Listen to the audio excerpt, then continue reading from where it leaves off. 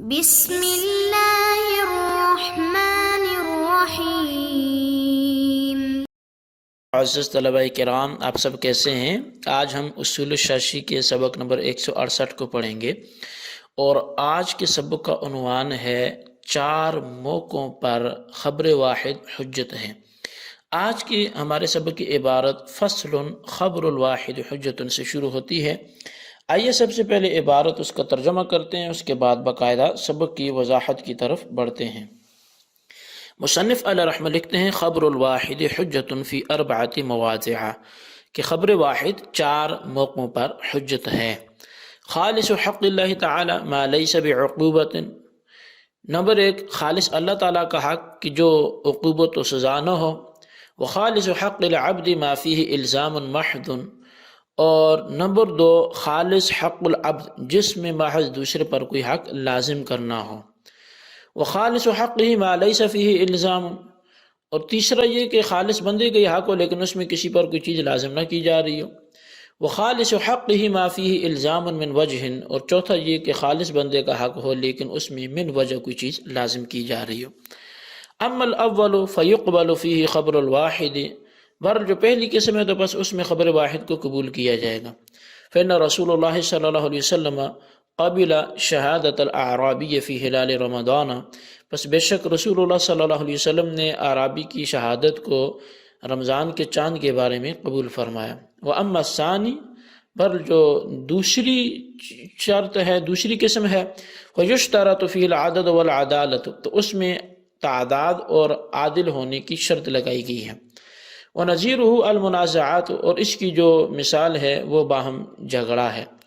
وَأَمَّا الثَّالِثُ فَيُقْبَلُ فِيهِ خَبْرُ الْوَاحِدِ عَدْلًا كَانَ أَوْ فَاسِقًا وَنَظِيرُهُ الْمُعَامَلَاتُ، اور جو تیسری قسم ہے اس میں خبر واحد کو قبول کیا جائے گا اگرچہ وہ خبر دینے والا عادل ہو یا فاسق ہو، اور اس کی مثال جو ہے وہ معاملات کی ہے۔ وَأَمَّا الرَّابِعُ فَيُشْتَرَطُ فِيهِ أَمَّا الْعَدَدُ أَوِ الْعَدَالَةُ، اما العدد او العدالت عند ابی حنیفہ ونظیرہ العزل والحجر، اور جو چوتھی قسم ہے اس میں شرط لگائی گئی ہے یا تو تعداد کی یا عدالت کی، یہ امام اعظم کے ہاں ہے، اور اس کی مثال جو ہے وہ وکیل کو اس کے منصب سے معزول کرنا اور غلام معزون کو تجارت کے اذن سے معزول کرنا، روکنا۔ جی طلبہ کرام، یہ ہمارے آج کے سبق کی عبارت اور اس کا ترجمہ تھا۔ اب آئیے اس کی وضاحت کی طرف بڑھتے ہیں۔ مصنف علیہ رحمہ نے خبر واحد کے حجت ہونے میں 4 مقامات کو امثلہ بیان کیا ہے۔ خبر واحد سے مراد عام ہے، چاہے خبر رسول ہو یا عام آدمی کی خبر ہو۔ واحد سے مراد واحد شرعی ہے جو حد شہرت و تواتر کو نہ پہنچے، لہٰذا خبر واحد میں 2 گواہ اور حد زنا میں 4 گواہ واحد شرعی میں داخل ہیں۔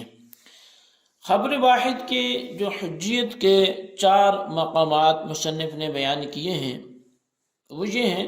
نمبر 1 خالص اللہ کا حق ہو جو کہ جس میں عقوبت یعنی سزا نہ ہو، اور نمبر 2 کہ خالص بندے کا حق ہو کہ جس میں الزام محض ہو، اور نمبر 3 خالص بندے کا حق ہو کہ جس میں الزام نہ ہو، نمبر 4 خالص بندے کا حق ہو کہ جس میں من وجہ الزام ہو۔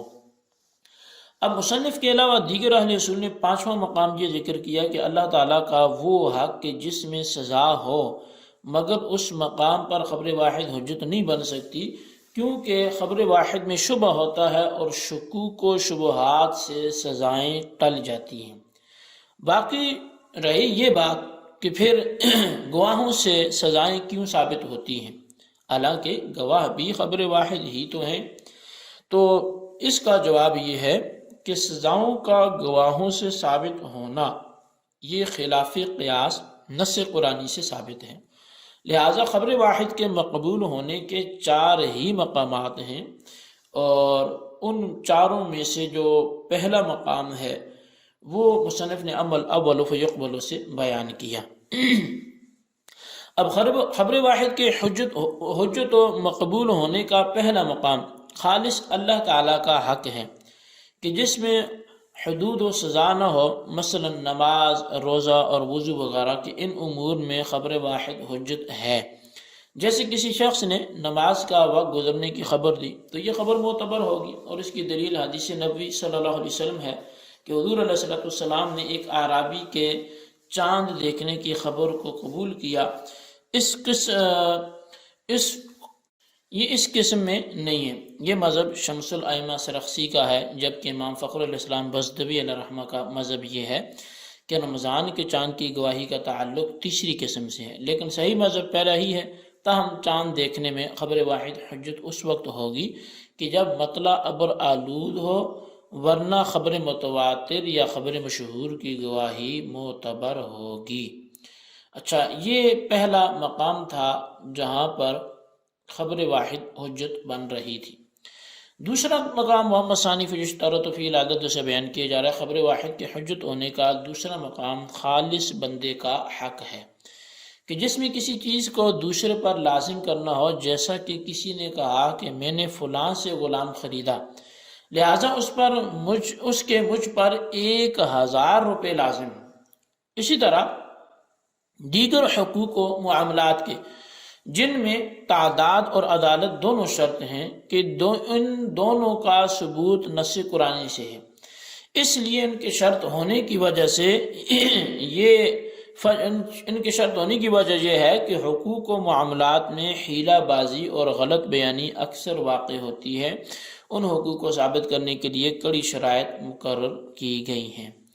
تو یہ دوسرا مقام تھا جہاں خبر واحد کے حجت ہونے کے حوالے سے اس کو بیان کیا گیا۔ اب تیسرے مقام کی طرف بڑھتے ہیں۔ تو مصنف نے خبر واحد کے حجت ہونے کے حوالے سے تیسرے مقام کو وام ثالث سے بیان کیا۔ خبر واحد کے حجت ہونے کا تیسرا مقام خالص بندے کا حق ہے کہ جس میں الزام نہ ہو، جس طرح کہ وکیل بنانا، اسی طرح ہدیہ دینا، غلام کو تجارت کی اجازت دینا وغیرہ وغیرہ۔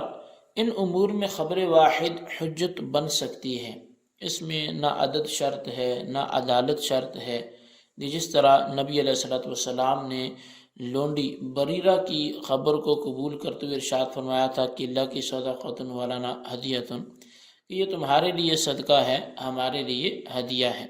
تو بہرحال یہ تیسرا مقام تھا جہاں نہ عدد شرط ہے نہ عدالت شرط ہے، اور اس کی مثال جو ہے وہ وکیل بنانا، غلام کو تجارت کی اجازت دینا وغیرہ ہے۔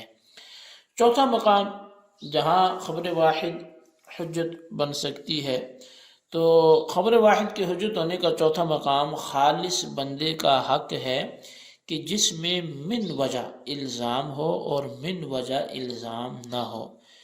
اس کی مثال یہ کہ جیسے وکیل کو وکالت سے معزول کرنا، اس کی وکالت کو ختم کرنا، اسی طرح معزول فی التجارت، جو غلام کے کاروبار کی جس کو آقا نے اجازت دی ہو تو وہ معزول ہے، اب اس کو تجارت سے روکنا، اس میں الزام اس لحاظ سے ہے کہ جب وکیل کو وکالت سے معزولی اور معزول فی التجارت غلام کو تجارت سے روکنے کی خبر ملی، یعنی ان کے روکنے کی خبر ملی، پھر اس کے بعد انہوں نے کوئی عقد کیا تو اس کی ذمہ داری انہی پر عائد ہوگی، تو یہ من وجہ الزام ہو گیا، ان پر کسی چیز کو لازم کرنا ہو گیا۔